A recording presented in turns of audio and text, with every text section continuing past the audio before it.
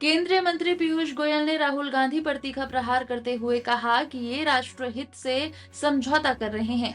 उन्होंने राहुल को नकारात्मक राजनीति का पोस्टर बॉय और देश विरोधी ताकतों की कठपुतली करार दिया।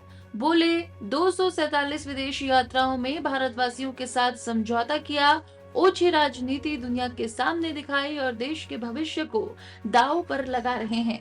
एक कॉम्प्रोमाइज्ड राजनीतिक परिवार है। राहुल गांधी और उनके साथ उनकी Congress is a compromised family, compromised political party.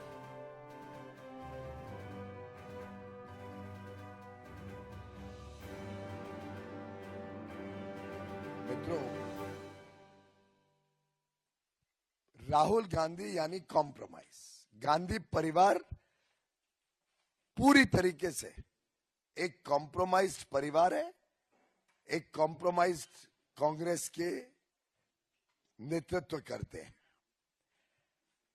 अनेक तरीके से कांग्रेस पार्टी का इतिहास देख लें, वर्तमान देख लें, चाहे उनके भ्रष्टाचार के अलग अलग किस्से हों, किस प्रकार से वो विदेशी ताकतों के प्रभाव में जनहित और राष्ट्रहित के साथ कॉम्प्रोमाइज करते हैं, किस प्रकार से देश और देश के उज्जवल भविष्य, देशवासियों के उज्जवल भविष्य को पूरी तरीके से कॉम्प्रोमाइज करते हैं, उसके अनेक उदाहरण देश और जनता के सामने हैं। राहुल गांधी जी तो नकारात्मक राजनीति के पोस्टर बॉय बन गए। एक कॉम्प्रोमाइज राहुल गांधी 247 बार 247 टाइम्स विदेश यात्रा पे जाते हैं। जो येलो बुक प्रोटोकॉल है उसको नजरअंदाज करते हैं, उसको कॉम्प्रोमाइज करते हैं। उनकी खुद की सुरक्षा के लिए जो इंतजाम सरकार करती है उसको कॉम्प्रोमाइज करते हैं, और बाहर जाके भारत और भारतवासियों के साथ कॉम्प्रोमाइज करते हैं। किस प्रकार के देश विरोधी ताकतों से उनका संबंध है ये तो आप सब जानते ही हैं। कैसे वो इल्हान उमार को, जो सोरोस का जोड़ीदार है, जॉर्ज सोरोस के साथ जिनके अवैध संबंध सामने आते रहते हैं, उनको मिलने जुलने का कार्यक्रम करते हैं। किस प्रकार से बॉर्डर सेंसिटिव एरिया लद्दाख में जाके वो विदेशी लोग जो भारत के हितों के खिलाफ काम कर रहे हैं, शाकिर मिराली जैसे, उनके साथ संबंध रखते हैं। किस प्रकार से वो सोरोस और पाकिस्तान से चाइना, पाकिस्तान जैसे देशों के साथ जिन व्यक्तियों का लिंक है, उनके साथ राहुल गांधी अपने देश को कॉम्प्रोमाइज करते हैं, ये हम सब बार बार देखते हैं।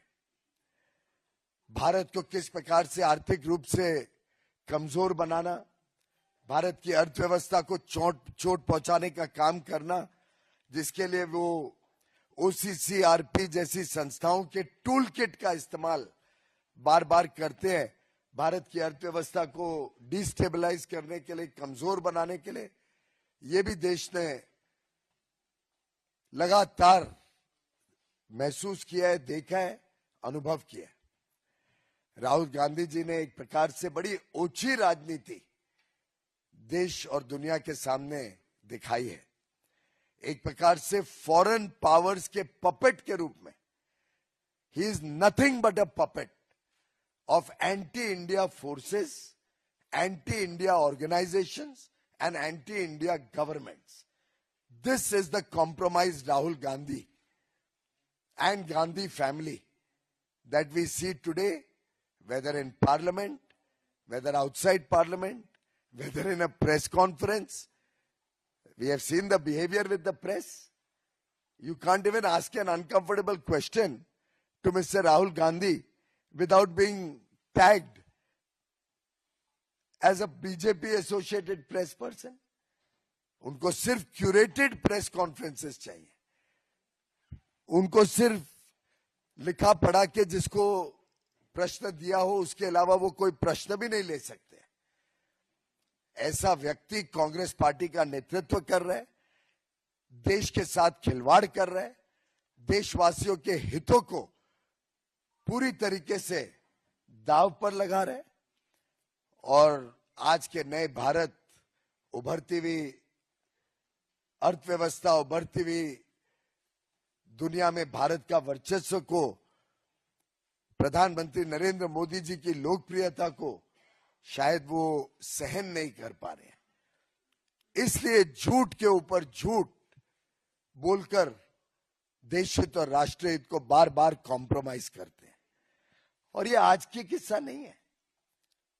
आपने देखा मनमोहन सिंह जी की सरकार के समय भी कैसे extra constitutional powers Rahul Gandhi और सोनिया गांधी जी अपने हाथ में रखते थे। कभी कैबिनेट का निर्णय प्रेस के सामने फाड़ के ध्वस्त कर दिया, देश के प्रधानमंत्री को बेइज्जत करना, कैसे नेशनल एडवाइजरी काउंसिल के माध्यम से सरकार चलाना और लेफ्टिस्ट आइडियोलॉजी देश पर थोपना।